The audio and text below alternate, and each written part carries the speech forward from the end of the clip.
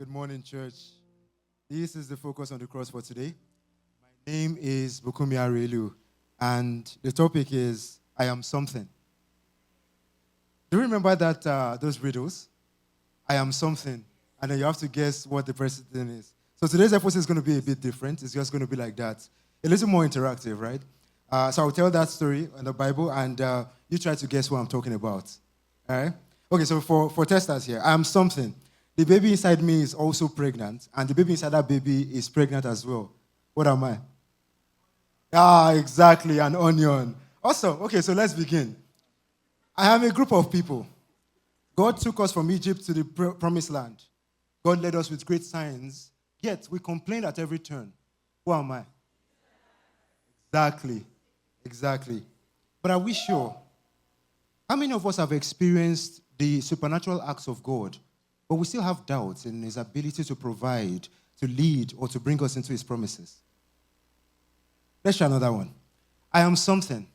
I walked with Jesus, and I saw him do so many miracles. I'm a witness to most of his works. Yet, I denied him 3 times when people asked me about him. Exactly. But are we also sure, though? How many times have we been ashamed of representing Jesus in public?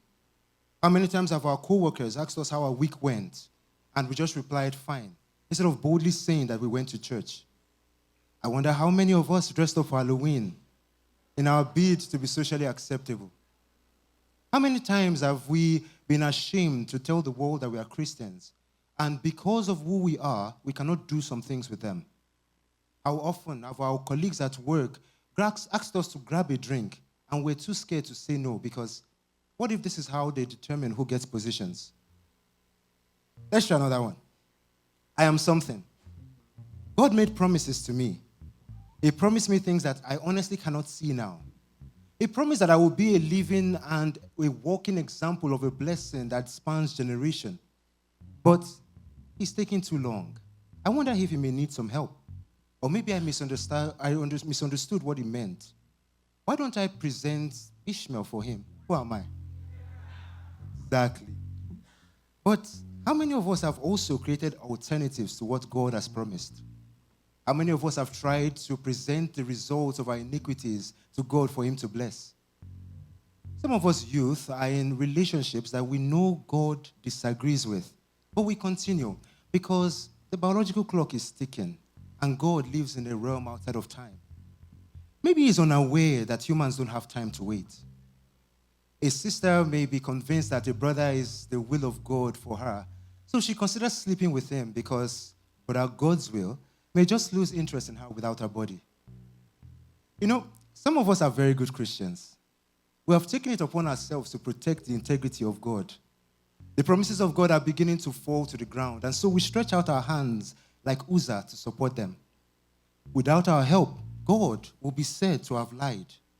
So we, in our great power and glorious wisdom, take a sin and force it into the will of God, that the name of God be not blasphemed.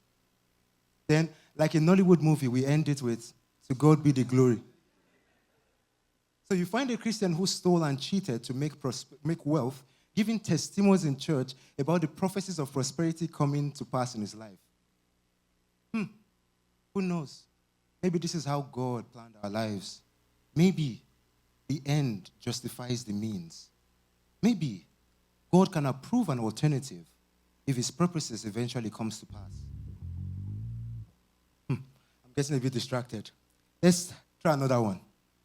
I am someone. God sent me to a certain place, but I don't like the people there, so I won't go. Instead, I will intentionally disobey God, unless, of course, he sends a big fish. Exactly, Jonah. But how many of us have been given certain instructions that we intentionally ignored? How many of us have been told to give to causes, to be divine helpers to certain people, but we refused? How many of us have been willful and consistent interruptions to the programs of God?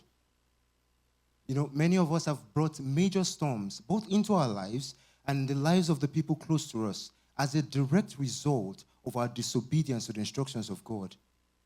Many of us have triggered seasons of God's silence, not because the Spirit does not speak expressly, but because God will not repeat himself. No matter how much time has passed, the requirement is that you start from the last instruction he gave. After all, what use are new instructions when the previous ones have been ignored? Isn't it funny that we call him Lord, yet we wish to choose when he can exercise that lordship over us? Another one. I am someone. I walked with Jesus. I also saw him do many miracles.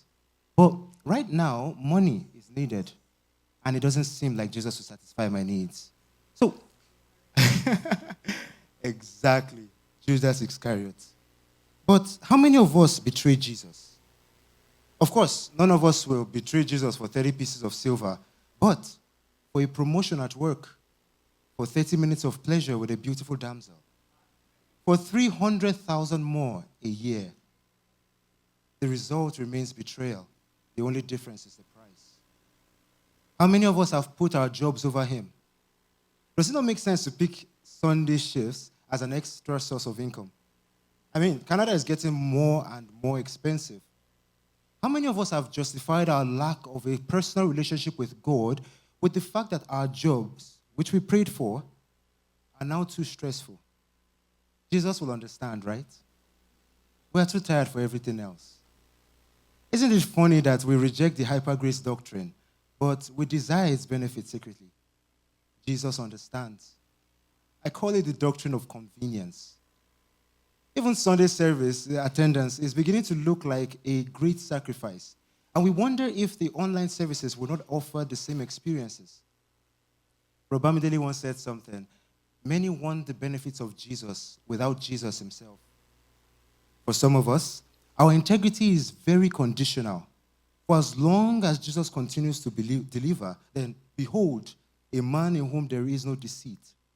But when the chips are down, how many of us are willing to lie, to cheat, to cook numbers in our businesses, and manipulate tax figures for that very important daily bread? You see, the Bible is a very beautiful book. It outlines every possible path of action that a man can take and its resulting consequence. Paths of lust, of love, of restraint, of anger, of courage, of haste, of patience, of foolishness, and of wisdom, of revenge, of pain, of pride, and humility. There truly is nothing new under the sun. Every path we could consider has already been explored by Bible characters. The things that are have been before. Sometimes it just takes seeing things from the perspective of an observer to understand our errors. That was the reason for Nathan's parable to David, to hold up that mirror that the king might see the thief. I wonder if we also look into that mirror. I wonder if we would find ourselves in the path of Vashti's disrespect, or Nabal's foolishness, or Absalom's treachery. Most importantly, I pray we recognize the errors of their characters and correct them before we walk into their outcomes. Alive by the word?